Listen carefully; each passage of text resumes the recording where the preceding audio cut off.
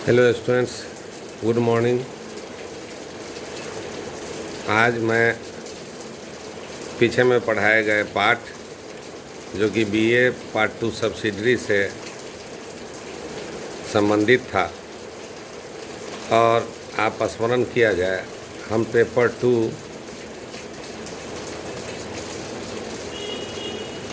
से संबंधित अध्याय को पढ़ा रहे थे, जिसमें हमने अभी टोपोग्राफिकल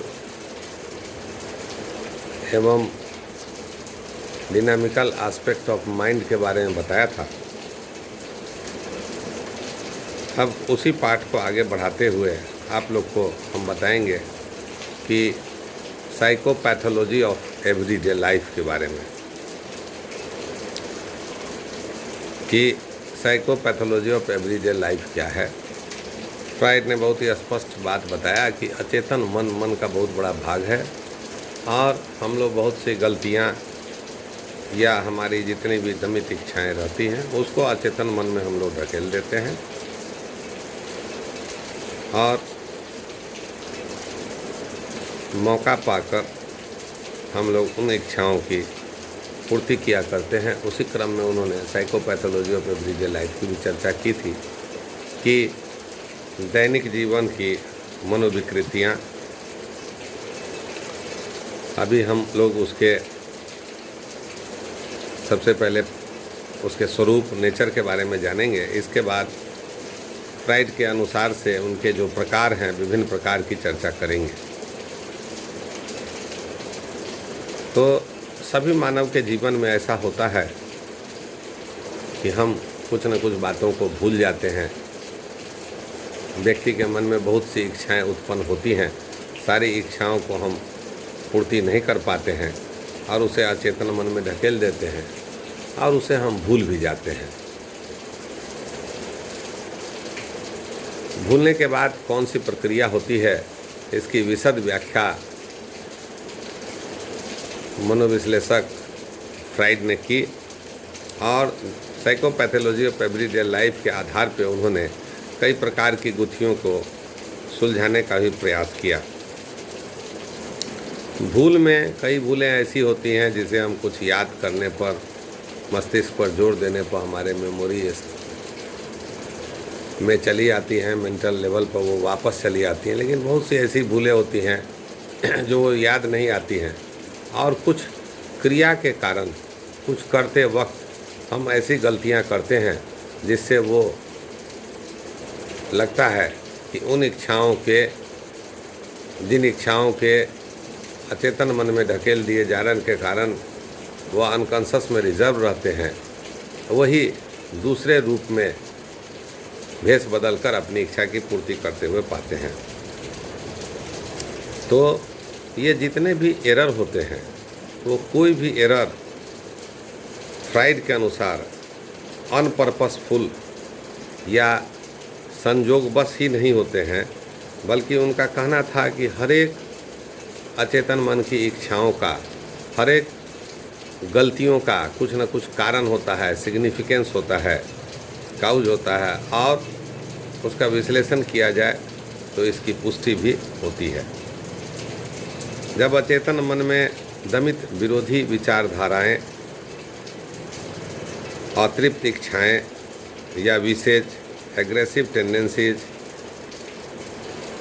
आदि इन भूलों का कारण होती है, ऐसी गलतियों को ही फ्राइड ने दैनिक जीवन की मनोविकृतियाँ, साइकोपैथोलॉजी ऑफ एवरीडे लाइफ के नाम से पुकारा है। 1914 ईस्वी में सिगमंड फ्राइड महोदय ने अपनी प्रसिद्ध पुस्तक साइकोपैथोलॉजी ऑफ एवरीडे लाइफ प्रकाशित किया और उनमें उस पुस्तक में ही इन मनोविकृतियों का विशद व्याख्या उन्होंने प्रस्तुत की। बहुत ही गंभीर तरीके से, बहुत ही अच्छे तरीके से उन्होंने वहाँ पे साइकोपैथोलॉजी ऑफ एवरीडे लाइफ को समझाने की कोशिश की। इन मनोविकृतियों में slip of tongue, slip of pen, forgetting of names, चीज़ों को इधर उधर रखने के बाद भूल जाने की प्रवृत्ति, एरर इन रिकॉग्निशन, छपाई की भूलें, अनजाने में की गई क्रियाएं, बहुत से प्रकारों की चर्चा उन्होंने की। चूँकि इन भूलों का कारण अचेतन मन में होता है और संयोगवश या बिना ध्यान के होने वाली गलती समझकर अपने आप को हम लोग संतुष्ट कर लेते हैं, तो फ्राइड ने इस पर ज़्यादा बल देते हुए इसको समझाने के लिए इनकी व्याख्या प्रस्तुत अपनी पुस्तक में की। हम लोग अब चर्चा करेंगे कि दैनिक जीवन के मनोविकृतियों के जो विभिन्न प्रकार हैं, उसमें से जो मोटे मोटे जो मुख्य प्रकार हैं, उसकी अभी हम एक एक कर चर्चा करेंगे। आप लोग से निवेदन है कि उस बिंदुओं को समझिए और आप लोग के व्यक्तिगत ज़िंदगी में भी ऐसी यदि बातें हुई हों तो आप ज़रूर बताइएगा, क्योंकि यहाँ जितनी भी बातें फ्राइड महोदय ने व्याख्या की वह आम आदमियों के ज़िंदगी से तालमेल रखता है, संबंध रखता है। कहने का तात्पर्य है कि हर व्यक्ति इन भूलों से दो चार हुआ रहता है। हर एक व्यक्ति के ज़िंदगी में इस तरह की बातें आती हैं, जिसकी चर्चा हमने फ्राइड के महोदय के शब्दों में की और एक एक कर मैं उसकी चर्चा करूंगा। आप लोग ध्यान से सुनिए। पहला जो साइकोपैथोलॉजी ऑफ एवरीडे लाइफ है, उसका एक प्रकार है बोलने की भूलें, जिसे स्लिप ऑफ टंग कहा जाता है। प्रायः देखते हैं हम लोग अपने दैनिक ज़िंदगी में कि बोलने के क्रम में हमसे भूलें हो जाती हैं। हम बोलना कुछ चाहते हैं, बुला कुछ और जाता है। लेकिन कभी आपने सोचा है कि ऐसा क्यों होता है? बहुत से लोग इसको हल्के में लेके इस पर मंथन चिंतन नहीं करते हैं, लेकिन सिगमंड फ्राइड साहब ने कहा कि बोलने की भूलें अकारण नहीं होती हैं, इसका कारण होता है हम इसलिए भूल जाते हैं क्योंकि हमारी दमित इच्छाएं, हमारा अचेतन मन ऐसा करने को कहता है। तो आश्चर्य तो व्यक्ति को होता है कि हम ऐसा क्यों कर देते हैं। उसको अच्छे तरीके से समझाते हुए मेरिंगर एवं मेयर ने 1948 ईस्वी में कहा कि इस तरह की भूल का कारण शब्दों की ध्वनियों में समानता बतलाया। उन्होंने फ्राइड से अलग विचारधारा प्रस्तुत किया था, परंतु फ्राइड महोदय का कहना था कि नहीं, ऐसी बात नहीं होती है। अचेतन की दमित इच्छाओं के वजह से ही इस तरह का भूल व्यक्ति चेतन अवस्था में करता है। और बोलने की भूलने की बहुत से उदाहरण हमें दैनिक जीवन में भी हमको देखने को मिलती है। जैसे उन्होंने एक बार एक नेता के आम सभा या भाषण का जिक्र करते हुए बताया कि एक बार जब वो नेता भाषण देने लगा तो कहा कि सज्जनों, मैं घोषणा करता हूं कि कोरम पूरा है, अतः मैं सभा की कार्यवाही विधिवत रूप से समाप्त करने की घोषणा करता हूं। जबकि उन्हें बोलना था कि सज्जनों, मैं घोषणा करता हूं कि कोरम पूरा है और कार्यवाही विधिवत रूप से प्रारंभ किया जा सकता है। जब इसका विश्लेषण किया गया तो पाया गया कि एक्चुअली वो नेताजी उस सभा को करना ही नहीं चाहते थे, इसीलिए उन्होंने इस तरह का वर्ड अचेतन रूप से बोल दिया। इसी तरह ब्राउन ने भी अपने एक मित्र को, जिनको कि काफ़ी गर्व था अपने ज्ञान भंडार को और ज्ञान भंडार से अपने आप को बहुत ही बड़ा समझता था, उसकी चर्चा करते उन्होंने कहा, एक महान लेखक के बारे में वो अपना मंतव्य दे रहे थे और उसी संबंध में कहा कि क्या मैं इस महान लेख पर अपना साधारण विचार प्रकट कर सकता हूँ। ये बातें बहुत ही तुच्छ थी, लेकिन जब इसका विश्लेषण किया गया तो बहुत ही हल्का कमेंट्स उन्होंने किया। जबकि उनको लिखना था कि इस निम्न कोटि के लेख पर मैं क्या अपना विचार प्रकट कर सकता हूँ, यह उन्होंने कहा था। और उनको कहना था कि क्या इस महान लेखक के कृति पर अपना विचार प्रकट कर सकता हूँ। तो निम्न कोटि का लेख जो उन्होंने कहा, तो जब उसका विश्लेषण किया ब्राउन महोदय ने तो पाया कि वह उनसे मानसिक रूप से द्वंद्व रखते थे उस लेखक से, इसीलिए उन्होंने अचेतन रूप से इस भाषा का प्रयोग किया, क्योंकि अचेतन मन में उनसे संबंधित, वो महान विचारक, वो महान लेखक से संबंधित कुछ निगेटिव एटीट्यूड इनके मन में था। इसी तरह कई और उदाहरण भी मनोविज्ञान में देखने को मिलते हैं। एक उदाहरण यह भी है कि एक रोगी जो लेडीज़ थी, उसको दवा खाने से संबंधित जब बात होती है, ट्रीटमेंट से संबंधित काफ़ी परेशानी हो रही थी, पैसा देने में भी दवा का दिक्कत हो रहा था। तो उन्होंने समुचित इलाज में असुविधा होने के कारण उन्होंने एक स्टेटमेंट दिया कि हमें इतना भी बिल न देना जिन्हें मैं निगल ही न पाऊँ। जबकि बिल से तात्पर्य यहाँ पिल्स से था। पिल्स माने होता है दवा, गोली। जबकि वो बोलना चाह रही थी कि हमको इतना पिल्स न देना, मतलब दवा न देना जिसे मैं निगल ही न पाऊँ, मतलब ले ही न पाऊँ, खा ही न पाऊँ। तो इस तरह की बहुत से एग्जाम्पल हमारे दैनिक ज़िंदगी में पड़े हुए हैं। आप भी ध्यान से सोचिएगा तो पाइएगा कि कभी कभी हम बोलना कुछ चाहते हैं, बोला कुछ जाता है, और जब उस पर विश्लेषण कीजिएगा तो आप पाइएगा कि वह अकारण नहीं हुआ है, उसका एक कारण है।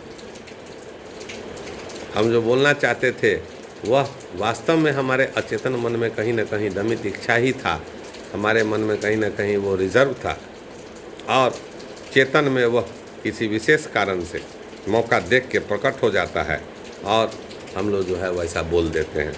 उसी तरह उन्होंने दूसरे प्रकार की चर्चा करते हुए कहा कि फॉरगेटिंग ऑफ नेम्स, नामों का भूल जाना। कभी कभी ऐसा होता है कि हम लोग अपने बहुत ही नज़दीकी प्रिय व्यक्तियों के नामों को भी लेने में भूल जाते हैं। कभी कभी बातचीत के क्रम में जब मेरा आपका एक साथी पूछ देता है कि अरे फलानमा का क्या नाम है जो आपके घर के बगल में है, या आपके साथ पढ़ता था, या आपके साथ फलाने दिन था, या अच्छा फुटबॉल खेलता था, अच्छा लिखता था, पढ़ने में तेज़ था, क्रिकेट अच्छा खेलता था, बहुत सी बातों का उदाहरण हो सकता है। तो आप पाते हैं कि लाख कोशिश करने पर भी उसके नाम का स्मरण करने में आपको दिक्कत होती है और आप उसका नाम भूल जाया करते हैं। यह अस्थायी भूलना का कारण अनकॉन्शस होता है, परंतु लंबे समय तक यदि हम उसको भूल जाते हैं या लंबे समय तक याद नहीं करते हैं तो इसका कारण अनकॉन्शस होता है। बहुत से उदाहरण मनोवैज्ञानिक ने प्रस्तुत किया, जिसमें वायदों को भूल जाना, किसी काम को भूल जाना, पत्र को डाकघर में डालने के लिए निकलते हैं वो भूल जाते हैं, बाज़ार से बहुत सा ज़रूरी सामान लाने के लिए, दवा लाने के लिए निकलते हैं उसको भूल जाते हैं, किसी को कोई मैसेज देना रहता है वह भूल जाते हैं, और बाद में जब हम याद करते हैं तो हमें याद पड़ता है कि अरे ये अमुक काम तो हम भूल गए हैं। तो यह भूलना निरर्थक अकारण नहीं होता है, बल्कि फ्राइड महोदय ने बताया कि इस भूलने के पीछे आपका मन, अचेतन मन कार्य करता है, और हम इसीलिए भूलते हैं। इसीलिए बाद के मनोवैज्ञानिकों ने भी कहा कि we forget because we want to forget. हम भूलते किसी कारण से नहीं है, बल्कि हम भूलना चाहते हैं, इसीलिए भूल जाते हैं। भूलना चाहते हैं का क्या अर्थ हुआ? भूलना चाहते का अर्थ है कि मानसिक रूप से हम उसको भूलना चाहते हैं। वर्तमान परिस्थिति में, तत्कालिक क्षण में हमारा मन उसको याद करने को तत्पर नहीं रहता है, इसलिए हम भूलना चाहते हैं। फ्राइड ने भी बताया कि अचेतन के कारणों से जिस व्यक्ति का नाम, जिस कार्य का नाम, जिस वस्तु का नाम हम भूलते हैं, उसका ज़रूर कुछ न कुछ वैलिड रीज़न रहता है। यह हमारा अचेतन बताता है। और दुखद या अप्रिय घटनाएं होती हैं जिसके वजह से मेंटल कॉन्फ्लिक्ट्स भी होता है व्यक्ति में, और इसी से मुक्ति पाने के लिए व्यक्ति उसको भूल जाया करता है, ऐसा उन्होंने बताया। सारासन नामक मनोवैज्ञानिक ने भी एबनॉर्मल साइकोलॉजी में इस तरह की रोचक एवं दिलचस्प उदाहरण प्रस्तुत किए, जिसमें एक महिला अपनी बेटी की कुछ सामाजिक समस्याओं का इलाज कराने के लिए मनोचिकित्सक के पास आई। मनोचिकित्सक द्वारा बेटी का नाम जब पूछा गया तो वह महिला खुद अपनी बेटी का ही नाम बताने में असमर्थ हो गई। तो इसीलिए असमर्थ हो गई क्योंकि उसके बेटी के जब पैदाइशी का वक्त था तो वह महिला बहुत ही मुश्किल से अपनी जान बचा पाई थी। सिजेरियन ऑपरेशन के कारण मरते मरते बची थी, और उस दुख के कारण अचेतन मन में वैसी भावनाएं दमित हो गई थी और दुखद अनुभव द्वारा उत्पन्न जो मानसिक संघर्ष था उससे मुक्ति पाने के लिए महिला ने अपनी बेटी का नाम ही लेना भूल गया। इस तरह से कई और भी उदाहरण है। एक व्यक्ति अपने कुत्ते को बहुत प्यार करता था। खेलने के क्रम में वह कुत्ता एक पॉन्ड्स में तालाब में डूब के मर जाता है। तो मरने के बाद वह व्यक्ति, जो फ्रैंक नामक व्यक्ति था, वह तालाब से जुड़े शब्द, कुत्ते से जुड़े शब्द को ही भूलने की कोशिश करने लगा, क्योंकि मानसिक स्तर पर इस तरह की बात अचेतन मन में होने लगी। यहाँ तक कि उसके घर के बहुत नज़दीक एक मार्केट का भी नाम, मॉल का भी नाम पॉन्ड्स था। लेकिन जब कोई पूछता था कि आपके घर के बगल का पता क्या है, आप लैंडमार्क बताइए, आप बताइए कि आपके घर में बगल में कौन सा एक बहुत बड़ा मॉल है, तो वह नाम जानते हुए भी अचेतन रूप से उसको बताने में असमर्थ था, क्योंकि उस पॉन्ड से, उस कुत्ते की मृत्यु उस पॉन्ड में डूबने से हुई थी जिसे वह बहुत अधिक प्यार करता था। इस वजह से अचेतन रूप से वह इतना दुखी था, मानसिक संघर्ष से गुजर रहा था कि बगल के मार्केट का नाम भी लेना भूल गया। इस तरह से भूलने का स्पष्ट कारण इस तालाब में हुई वह दुखद घटना है, जिसके परिणाम स्वरूप वह शब्द अचेतन में दमित हो गया था। इस तरह से हम उपयुक्त बहुत से उदाहरणों में पाते हैं कि व्यक्ति बहुत सी बातों को दुखद स्थिति में होने के वजह से अचेतन में ढकेल देता है, और वर्तमान परिस्थिति में यदि उससे नाम लिया जाता है तो वह मानसिक संघर्ष के वजह से उस चीज़ को रिकॉल करने में असमर्थ रहता है, और वह नाम को, वस्तु को, चीज़ों को भूल जाता है। कभी कभी तो ऐसा भी उदाहरण मिला है कि वस्तुओं का नाम जो बहुत ही बराबर लेते रहते हैं, लेकिन आवश्यकता पड़ने पर उसका नाम हम भूल जाते हैं। तो अब नेक्स्ट क्लास में बच्चों हम लोग और प्रकार की भूलों की, साइकोपैथोलॉजी ऑफ एवरीडे लाइफ की चर्चा करेंगे। बहुत बहुत धन्यवाद।